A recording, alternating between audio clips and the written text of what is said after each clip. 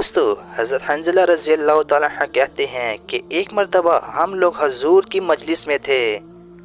हजूर ने वाज़ फरमाई जिससे हमारे दिल नरम हो गए और आंखों से आंसू बहने लगे और अपनी हकीकत हमें ज़ाहिर हो गई।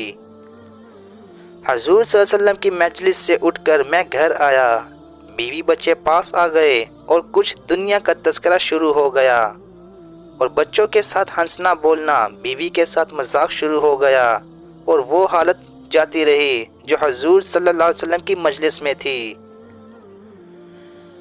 दफ़ातन ख्याल आया कि मैं पहले से किस हाल में था और अब क्या हो गया। मैंने अपने दिल में कहा कि तूने मुनाफ़िक़त हो गया कि ज़ाहिर में हजूर सल्लल्लाहु अलैहि वसल्लम के सामने तो वो हाल था और अब घर में आकर ये हालत हो गई। मैं इस पर अफसोस और रंज करता हुआ ये कहता हुआ घर से निकला कि हंज़ला तू मुनाफिक हो गया है। सामने से हज़रत अबू बकर सिद्दीक़ रज़ियल्लाहु अन्हु तशरीफ़ ला रहे थे। मैंने इनसे अर्ज़ किया कि हंज़ला तू मुनाफिक हो गया। वो ये सुनकर फरमाने लगे कि सुभान अल्लाह, क्या कह रहे हो, हरगिज़ नहीं। मैंने सूरत बयान की कि हम लोग जब हजूर की खिदमत में होते हैं और हजूर दोज़ख और जन्नत का जिक्र फरमाते हैं तो हम लोग ऐसे हो जाते हैं गोया वो दोनों हमारे सामने हों, और जब हजूर के पास से आ जाते हैं तो बीवी बच्चों और जायदाद वगैरह के धुन में फंसकर इस तरह भूल जाते हैं। हज़रत अबू बकर सिद्दीक़ रज़ियल्लाहु ताला अन्हु ने फरमाया कि ये बात तो हमको भी पेश आती है। इसलिए दोनों हजूर की खिदमत में हाजिर हुए और जाकर हंज़ला ने अर्ज़ किया कि या रसूल अल्लाह, मैं तो मुनाफिक हो गया हूँ। हजूर ने फरमाया क्या बात हुई हंज़ला।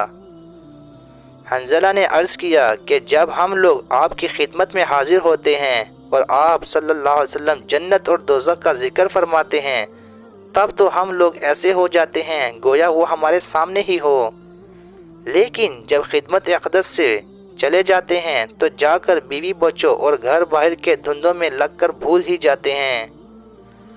हजूर ने इरशाद फरमाया कि इस ज़ात की कसम जिसके कब्ज़े में मेरी जान है, अगर तुम्हारा हर वक्त वही हाल रहे जैसा मेरे सामने होता है तो फरिश्ते तुमसे बिस्तरों पर और रास्तों में मुसाफा करने लगे।